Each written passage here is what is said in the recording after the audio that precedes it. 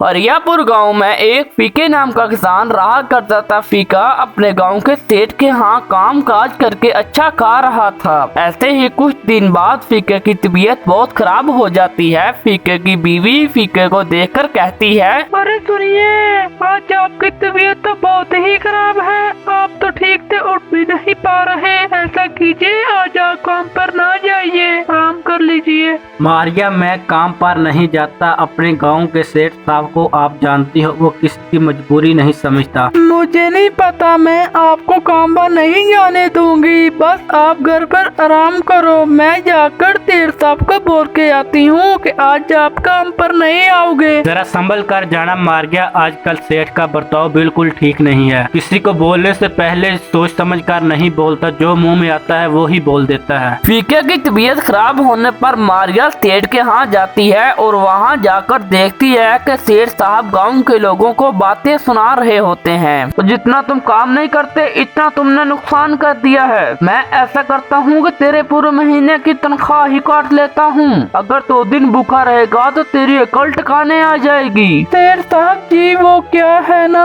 अरे मारिया, तू यहाँ क्या लेने आई है? तेरा शोहर कहाँ है? क्या उस जगह पे तुम खेतों में काम करेगी? सेठ जी, मैं तो बस यही कहने आई थी कि वो आज काम पर नहीं आ सकते क्योंकि इनकी तबीयत बहुत खराब है। अगर तेरे मर्द की तबीयत खराब है तो इसमें मैं क्या करूं? मेरे खेतों में तो बहुत काम है। अगर वो नहीं आएगा तो इसका बाप आकर खेतों में काम करेगा। सेठ जी, आप तो जानते हो कि वो कभी भी छुट्टी नहीं करते। आज इनकी सचमुच बहुत ज्यादा तबीयत खराब है। अरे मारिया, अपने शोहर को जाकर बोल देना, अगर वो आज काम पर ना आया तो आने की कोई जरूरत नहीं है। तुम लोगों का तो बस एक बहाना है। जब भी कोई काम बोल दो, तुम लोग फालतू में बहाने तलाश करते हो। सेठ जी, मेरा यकीन कीजिए, मैं सच बोल रही हूँ। वो सचमुच आज काम पर नहीं आ सकते, इसलिए मैं आपसे यही कहने आई थी।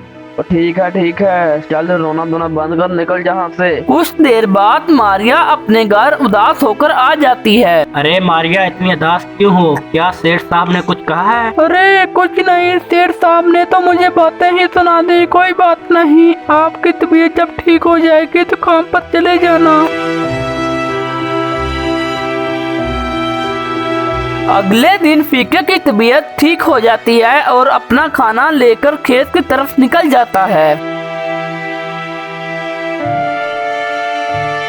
अरे फीका, तू जहाँ क्या लेने आया है? तेरी बीवी ने तुझे कल बताया नहीं कि मैंने तुझे काम से निकाल दिया है? सेठ साहब, कल मेरी तबीयत बहुत खराब थी, आज कुछ बेहतर है, इसलिए काम पर आ गया हूँ। अगर खेत में काम नहीं करूँगा तो खाना कहाँ से खाऊंगा?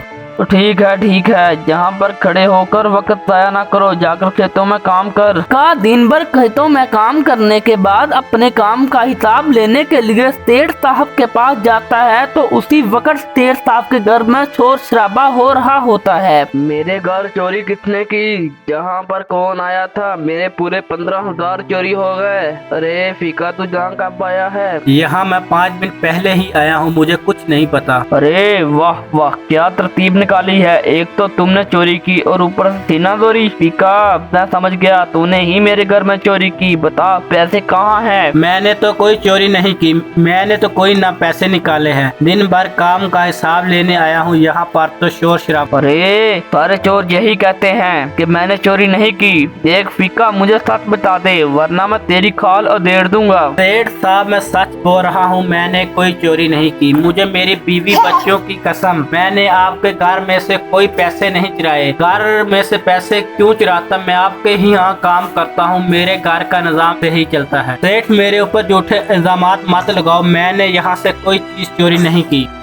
तेरे जैसे लोगों का कोई भरोसा नहीं। जब चोरी पकड़ी गई, अपने घर वालों को झूठी कस्में खाना शुरू हो गए। सेठ साहब, मेरे ऊपर जुल्म मत कीजिए, यह सरासर गलती है, मैंने चोरी नहीं की। मेरे ऊपर चोरी का इल्जाम मत लगाओ, मेरी बात का आप यकीन करो सेठ साहब। अगर तू जहाँ अपनी भलाई चाहता है तो अपने घर वालों को लेकर इस गांव को छोड़कर हमेशा के लिए चला जा। सुबह होने पर अगर तू मुझे इस गांव में दिखाई दिया और तेरे घर वालों के लिए अच्छा नहीं होगा। सेठ साहब फीके की कोई बात नहीं सुनता और उसे गांव से निकाल देता है। फीका अपने घर वालों को लेकर पास ही लखनपुर गांव में आ जाता है और वहां के सरपंच के पास जाता है। सरपंच साहब, मैं हरियापुर के गांव का रहने वाला हूं। सेठ साहब ने मेरे ऊपर चोरी का इल्जाम लगाकर मुझे निकाल दिया है। मैं सच कह रहा हूं, मैंने कोई चोरी नहीं की, अल्लाह की कसम। अरे भाई, तुम्हें कसम खाने की जरूरत नहीं है। ऐसे कोई आदमी बिना किसी सबूत के किसी दूसरे पर कैसे इल्जाम लगा सकता है? सरपंच साहब, मुझे नहीं पता, मैंने चोरी नहीं। जहाँ भी मैं काम करता हूँ पूरी ईमानदारी के साथ करता हूँ। गाँव वालों ने मुझ पर चोरी का इल्जाम लगाकर मुझे गाँव से निकाल दिया है। कोई बात नहीं फीका, तुम दुखी ना हो। तुझे हमारे गांव में खुशामदीद है। मैं तो तुझे रहने के लिए एक घर था। बस तू मेरे खेतों में काम करके अपने खाने और मेरे खाने के पैसे कमा लिया करना। आपका बहुत बहुत शुक्रिया, आपने मेरे बुरे वक्त में मेरा साथ दिया। ये एहसान मैं आपका कभी नहीं भूलूं। सरपंच जी, हमें समझ नहीं आ रही कि आपका शुक्रिया कैसे अदा करें, लेकिन हम वादा करते हैं कि आप खेतों में दिल लगाकर काम करेंगे। फीका, यही अपना खेत है। आज से तुम्हें यही रहना है और यही काम करना है।